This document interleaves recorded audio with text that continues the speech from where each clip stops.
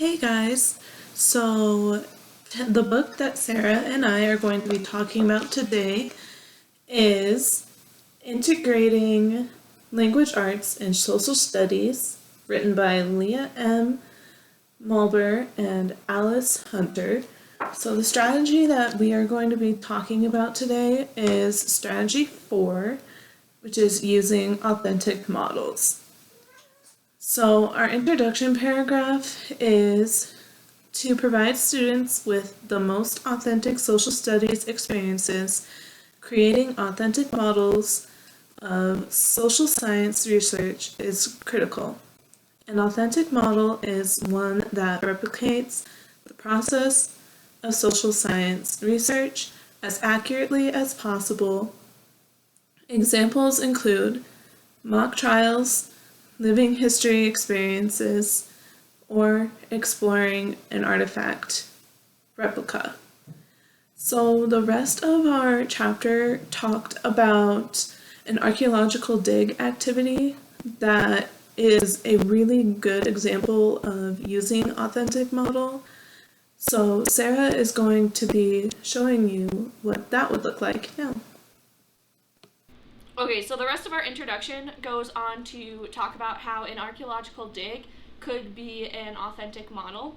So some aspects of this are that it gives the students interesting things to look at.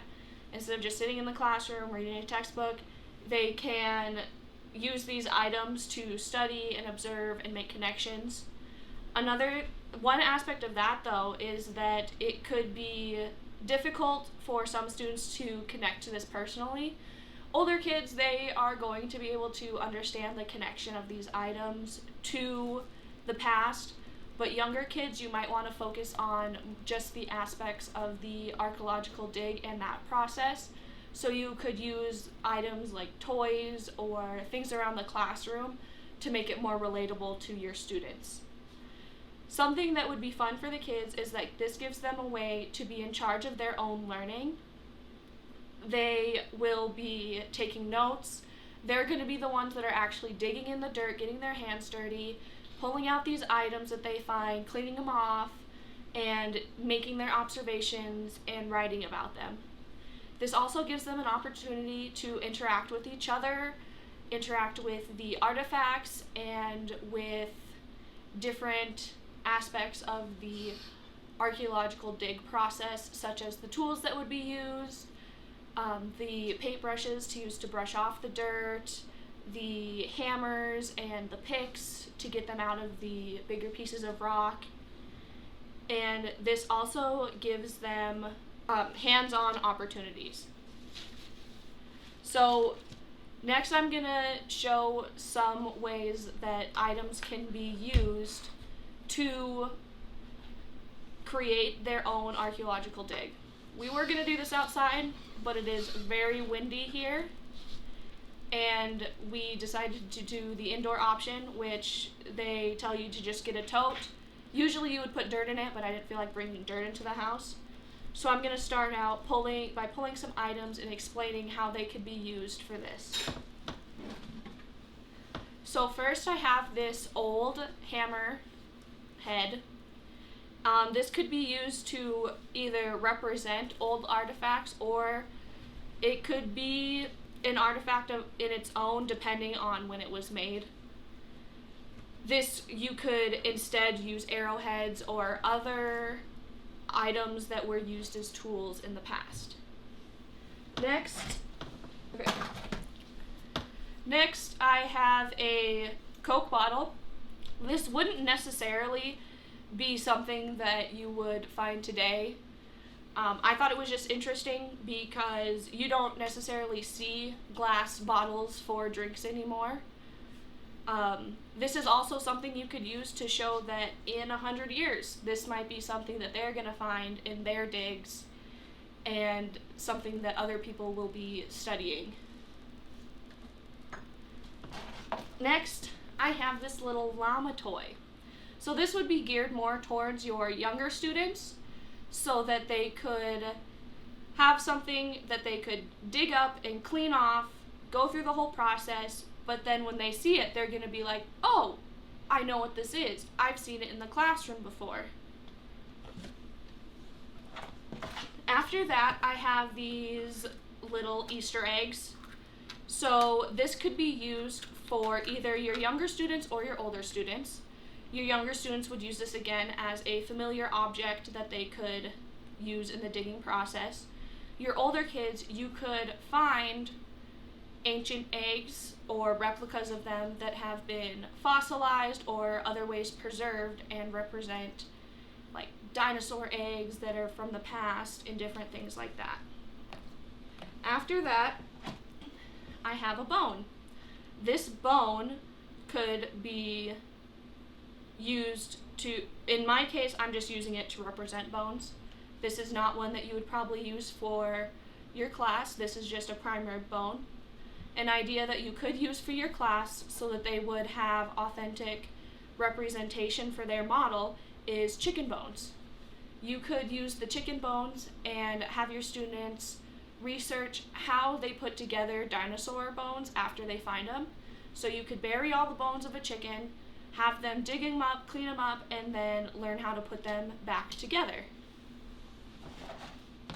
Next, I have this lovely skeleton. This is just a Halloween item and if I was using it for an actual class, I would probably take off the eye patch and anything that makes it costumey, or I would find an actual representation of a skeleton so that they could look at the structure of it and the different bones, and this could be used to represent an ancient peoples that might have died in the past, or you could use different skeletons or bones from animals. Like if your class is really interested in reptiles, you could go online and find representations of skeletons of lizards or turtles, and then they could find those, and those would be actual bones for them to look at while still being something that interests them. The last thing that I have for us today is the ancient hand sanitizer that almost went extinct during the pandemic of 2020. Luckily enough, it did not go extinct, and we are still able to find some, even if it is in our archaeological dig. So some other things is that this all ties together into the multiple intelligence and meets the diverse needs of many students. By doing something like this, you are giving them the hands-on experience of what a model archaeological dig would look like while integrating different aspects that would interest your students. I hope you found this information helpful on how to use authentic models in your own classroom. Don't forget to wash your hands. Bye. So now that we've seen an example of how to use authentic modeling through that archaeological dig that Sarah just did, some more examples of using authentic modeling would be in a science class. Sometimes teachers will do hatching chickens in an incubator. They start in an incubator, and then you get to see how they hatch and the process that they go through with that.